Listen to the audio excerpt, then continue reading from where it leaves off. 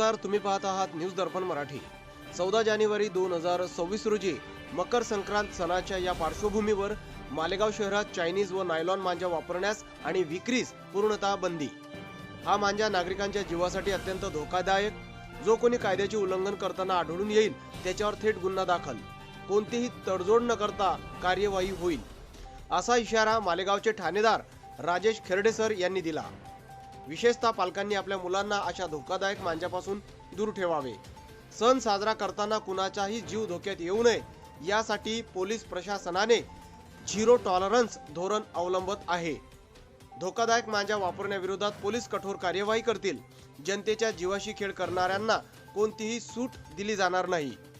Chinese मांजा व nylon मांजा वापरणे आणि विक्री करणे पूर्णतः बंदी।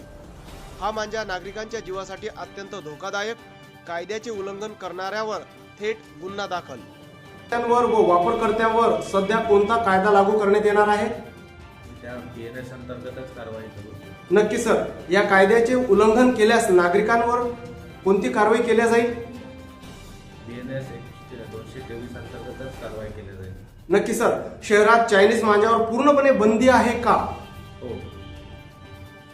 पतंग उत्सवाच्या काळात बाजारपेठा, चौक, गर्दीच्या ठिकाणी पोलीस प्रशासनाकडून कोणती विशेष मोहीम राबवली जाणार आहे का?